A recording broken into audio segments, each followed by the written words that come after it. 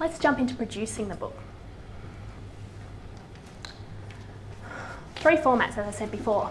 One's the printed book, and that's generally the dream book. One's the audio book, and that's the publicity book. Generally with the dream book, it's I want to have a book, so I need a physical book to show I've got a book. With the publicity book, it's the next jump. I don't say the audio book's the publicity book because people do dream books, printed books for publicity as well. But what the publicity says is I've got one, but I could have another. Multiple formats, they want their book in audio as well. Third thing is the e-product. This is generally the passive income book. Reason being, there is a lot of money to be made in e-products. Think about it for a moment, and we'll go through a few specs in a moment. But the cost in producing a printed book, the cost in producing an e-book, cost in producing an audio book. One of them has no ongoing costs and can be distributed like that. Very economical if you're looking at the passive income book. Now you can make passive income on any of the others as well, but it's an important thing to keep in mind. Let's jump into some specs, things that people don't necessarily keep in mind when they're publishing a book. You need to keep everything I'm about to go through in mind. All of these are really important. Your publisher, your designer will probably talk to you a little bit about them, but you want to make sure that you know exactly what's going on with your book, because if any of these specs haven't been checked the whole way through, and it's really important to start with the end in mind when you pick, oh, I'm writing a dream book, or I'm writing a dream book that I want to make a passive income from, you want to check that your distribution channels are covered, because certain distribution channels, for example, won't take books if they're in certain formats. That could be a difference of size, that could be a difference of finish, it could be a difference of colour. So you want to make sure these specs I'm about to go through are right for whatever you want to do with your book before you go anywhere near printing it. Book specifications. First one's quantity. Now this might seem irrelevant, it's actually very, very important. The reason being, depending on the quantity of books you want, actually changes the print method altogether. Up until about 500 copies, digital's the way to go. Once you hit 500 to 1,000, it's questionable, but once you hit 1,000, you must print offset. Now offset is the traditional print process everyone's familiar with, plates, ink, paper. Your digital, people are less familiar with, they go, oh, well, what's digital? You know, I've got a digital printer at home. You do. We're talking high quality digital presses. 5 years ago, you would not run a book off on them. The standard was just disgraceful. These days, it's come a long way and you almost can't tell the difference. I say almost because there is a big difference, and the big difference is the actual print method that's used. Digital is quick, you know, a book can be done in a day if needed. Obviously, if you want more than one book, it's going to take more than one day. But the reason it's quick is it's actually doing individual copies. So you're printing off one book at a time. If you want 500, they actually print one book, then the next book, then the next book, and so on and so forth. It's done with a heating process. The ink is put on the paper and then heated to seal. What this means is when your book arrives, for example, it will not be flat. Now people look at me and go, what do you mean by it will not be flat? The paper has been heated.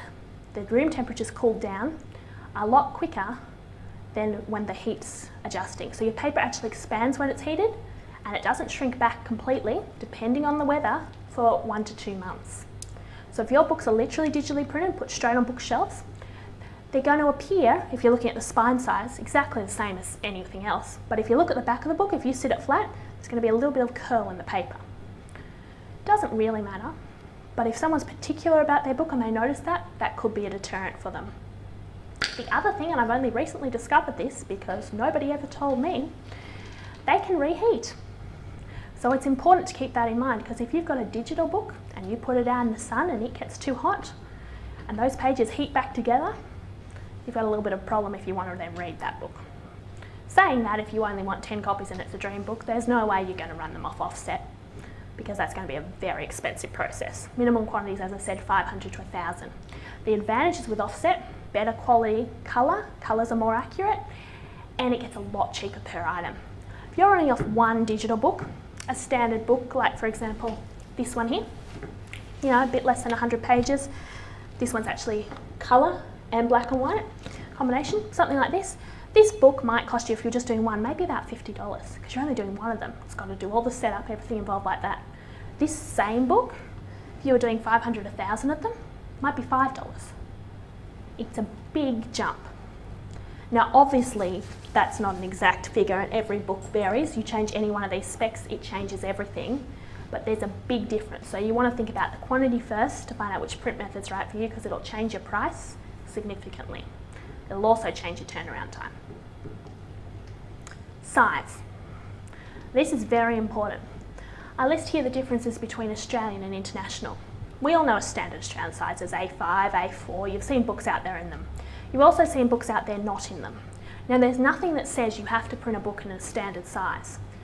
But the advantages of printing a book in a standard size is if they're being batch produced, it's cheaper. The presses are already set up to do that. We've already got paper in the right sizes. It's quite economical. What's even more economical is to print the books slightly smaller if they can fit on one page. What happens when we print a book is we actually put crop marks on it and bleed outside that area, just so when you cut the edge of a book off, you don't have white strip down the side of your page. If we can fit that whole thing, including the bleed around it, on a standard size page, it's actually a little bit more economical for you to print. But the thing you've got to think about is not just the Australian sizes, but the international.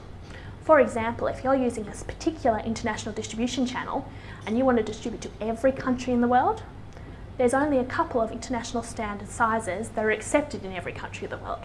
But that doesn't mean in any country, one country might accept 100 sizes, but they might not be the same 100 sizes as the next country. So you want to keep in mind the size of your book. Standard international sizes at the moment, there's only two, 5x8 and 6x9. Inches, obviously, we don't always use them here, but they do overseas, versus the Australian standards at the moment are A5 and A4. Binding, very important.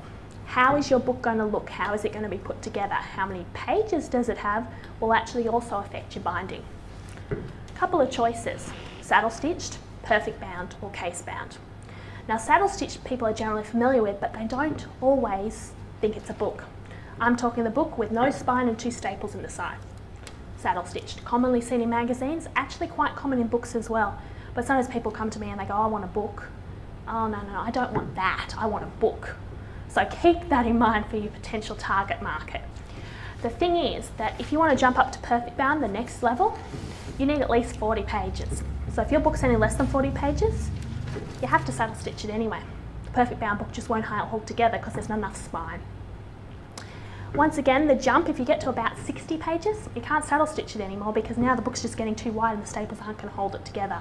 So it actually heavily depends on the number of pages as to which method's going to be right for you. Case bound's the next jump up again. Doesn't change any of the process. The books are still perfect or stitch bound within the case, so they're perfect bound first and then stitched in, but it makes a big difference to the price going soft cover to hard cover. So these are some things you want to consider. The other thing is that certain distribution channels do and don't take different formats of books, so you want to check that out early on.